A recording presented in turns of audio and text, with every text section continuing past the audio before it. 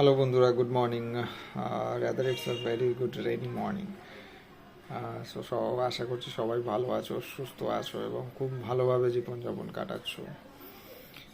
কালকের ভিডিওস দেখলাম অনেকজন আমার সাবস্ক্রাইবার ভিডিওস দেখেছে, বাট এখনও পর্যন্ত কোনো কমেন্টস পড়েনি। আশা করব যাতে তোমরাও তোমাদের বক্তব্য ওখানে তুলে ধরো, আমিও সেখানে ডেফিনেটলি তোমাদের সাথে রেসপন্স করব। আর সেখানে আমার যেটা মনে হবে আমি সেখানে ডেফিনেটলি রেসপন্স করব তোমাদের কমেন্টস দিলে কি বলো তো, কমিউনিকেশনটা একটু ভালো হবে। আমিও যেটা চাইছি, যেটা আমার থটস যখন আমি রিপ্রেজেন্ট করি, তখন তোমাদের তরফ থেকেও তোমাদের ভিউ পয়েন্টটা যখন আমি পাবো, তখন আমারও ভালো লাগবে। এইটার জন্যই বলা কমেন্টস, আর কিছু না। বাট আজকে যেটা নিয়ে কথা বলতে চাইছি, লাইফ ইজ অল অ্যাবাউট আনসার্টেনটিস। এইটা নিয়ে একটু আজকে কথা বলতে চাইছি আমি। কেন? কারণ এতদিন ধরে মানে কি 32-33 বছর ধরে যে জীবনযাত্রার মধ্যে দিয়ে গেছি, তাতে করে বেশ কিছু উপলব্ধি, মানে কমপ্লিট উপলব্ধি না হলেও বেশ কিছু কিছু ছোটো ছোটো উপলব্ধি তো করতে পেরেছি। আর সেখান থেকে অনেক কিছু শিক্ষাও নিয়েছি। মানে আমাদের নিম্ন মধ্যবিত্ত ফ্যামিলিতে, যেটা বাঙালিদের মধ্যে হয়ে থাকে সব সময়, যে আমরা ছোট থেকেই স্ট্রাগলের মধ্যে দিয়ে বড় হয়ে থাকি, ম্যাক্সিমাম ছেলেমেয়ে। সেখান থেকে আমরা ছোট থেকেই অনেক কিছু টুকিটাকি জিনিস শিখতে শুরু করি, অনেক কিছু বুঝতে শুরু করি, কিভাবে নিজেকে লাইফে চলতে হবে সেটার প্রিন্সিপালস আমরা এক এক রকম করে আমরা মানে বেছে নিই, বা আমাদের প্রিন্সিপালস এক এক রকম হয়। তো সেগুলো আমরা বেছে নিতে থাকি লাইফের জীবনযাত্রার ধারা অনুযায়ী। আর সেটা থেকেই আমরা প্রভাবিত হয়ে থাকি সব সময়, সব ক্ষেত্রে।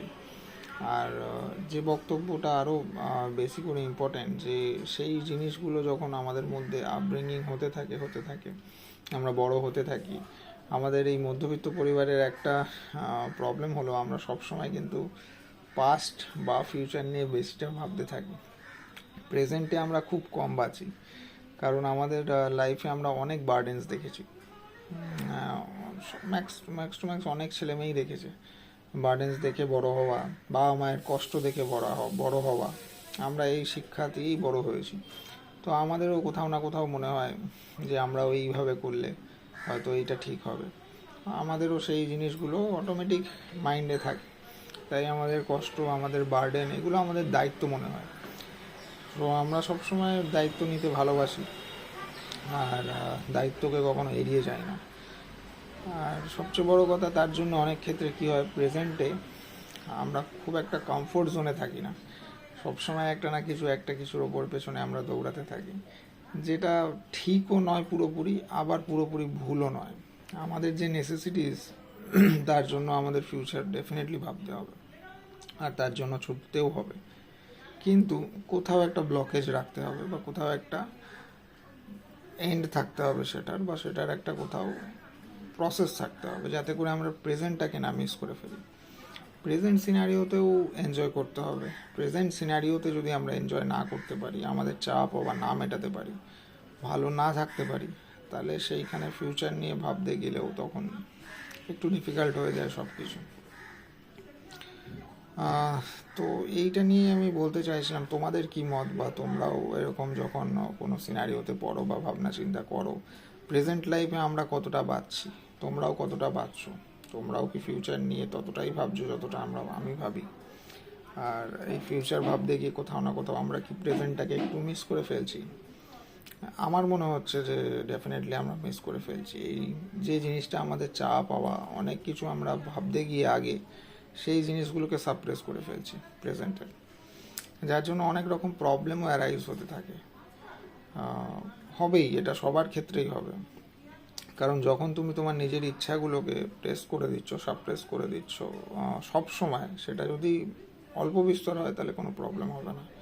সব সময় যে ইচ্ছাগুলোকে আমরা যদি সাপ্রেস করতে থাকি, তখন আমাদের প্রবলেম তো হবেই। আর আমাদের চাওয়া পাওয়া, আমরা কোথাও না কোথাও একটা ছবি বানিয়ে ফেলি। যে কোনো সিচুয়েশনের, যে এটা হলে এটা হবে, এটা আমাদের একটা চাওয়া ছিল। সেইটা যখন ফুলফিল না হয়, বা সেই চাওয়াটা যখন আউটপুটে না আসে, তখন নানান রকম আমরা ভেঙে পড়ি বা পাস্ট নিয়ে ভাবতে থাকি। আর সবচেয়ে বেশি হলো কেন আমরা করে ফেলি, ওয়াই। সো এই কেন কেন বা ওয়াই এটা না করাটাও খুব বুদ্ধিমানের কাজ। সো যে স্রোতে জীবন তোমাকে নিয়ে যাচ্ছে সেই স্রোতে তোমার গা ভাসিয়ে দাও।